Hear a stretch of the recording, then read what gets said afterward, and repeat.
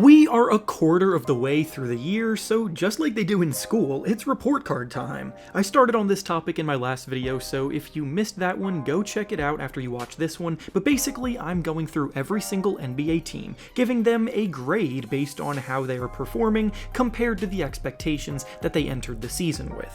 Every team is on a different timeline with their own unique goals, but not all of them are on track to accomplish those things.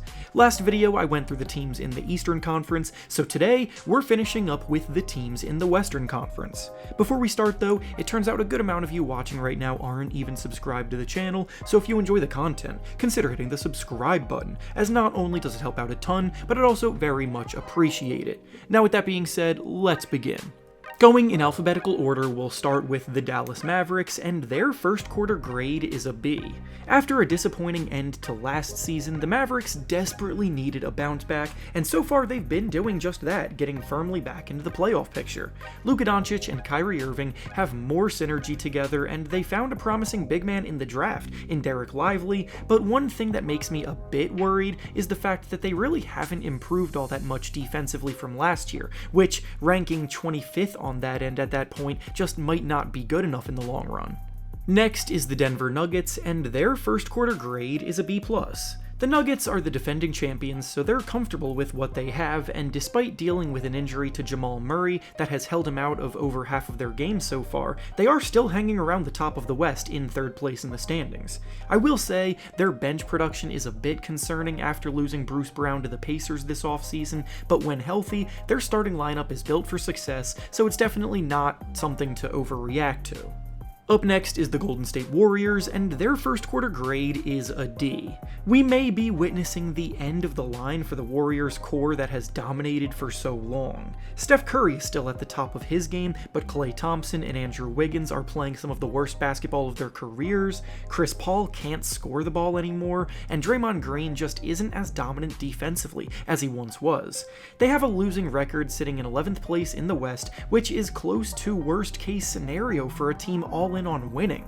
Next up is the Houston Rockets, and their first quarter grade is a B. The Rockets got off to a very hot start to the season, then have cooled off a bit since. They are sitting at 500 right now, which definitely is, in a loaded Western Conference, a pretty good thing, thanks to the fact that they have fully turned around their defense, which now ranks in the top 5, after years being near the bottom on that ranking.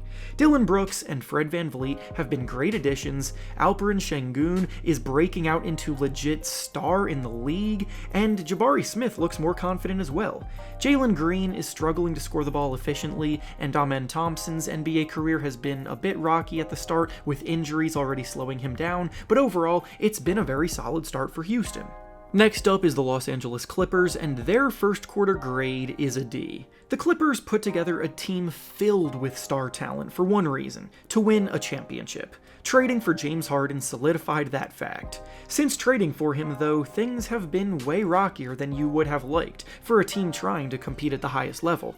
They have admittedly started to get going after losing their first 5 games with Harden, and are coming off of a good win against the Nuggets that they hope can kickstart their season, but overall, their middle of the pack, 17th ranked offense, and their 500 record isn't good enough compared to where they should be with the talent that they have. Up next is the Los Angeles Lakers, and their first quarter grade is a B+. The Lakers turned their season around after the trade deadline last year and made the conference finals, so they entered this season expecting to carry that momentum on, and for the most part they have. They too have struggled a bit with injuries, missing Jared Vanderbilt, Rui Hachimura, and Gabe Vincent for a lot of their early season to this point, but they're still 5th in the Western Conference standings, just 1 game back of the 2 seed, and they're in the championship game of the in-season tournament. Unfortunately for them, Austin Reeves hasn't quite broken out like many expected to, but all in all, they're still very much on track. Next up is the Memphis Grizzlies, and their first quarter grade is an F. The Grizzlies are, in my opinion, far and away the biggest disappointment of the year. After back-to-back 2-seed finishes in the West in seasons that Ja Morant had also missed a ton of time in, for whatever reason, they just are not able to even remotely stay afloat without him this year. They're currently tied for the 2nd worst record in the West, their once dominant defense isn't even ranked top 10 anymore, and offensively, they're very clearly lacking in playmaking and shot creation.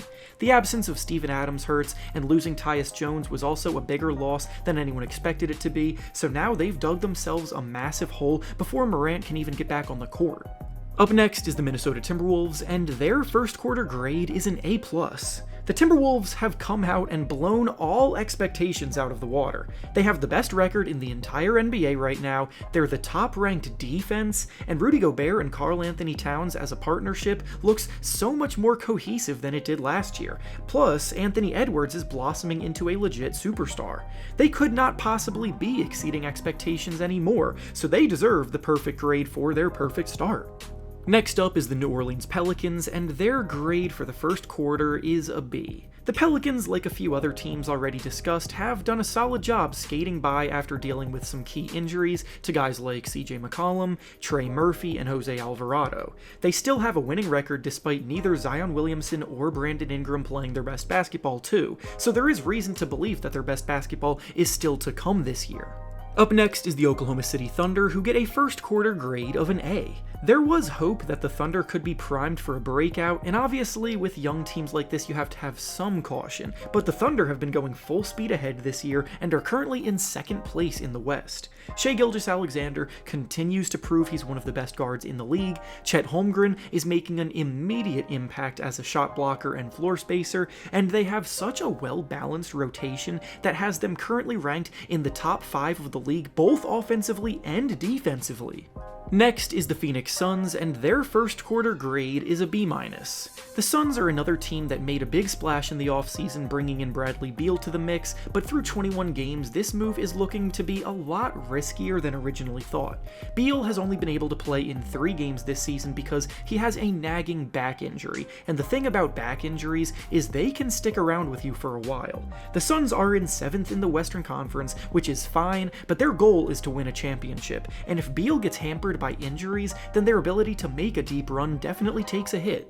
Up next is the Portland Trail Blazers, and their first quarter grade is a C. The Blazers were obviously expected to be one of the worst teams in the league after trading away Damian Lillard because they're now rebuilding, but they still don't get a very good grade for a few reasons. For one, they drafted Scoot Henderson hoping that he would be the kind of player that could be built around, and he has had a very poor start to his career so far, and DeAndre Ayton, who was another big addition as a result of the Lillard trade, has also been playing less aggressive than ever despite getting what he wanted leaving Phoenix.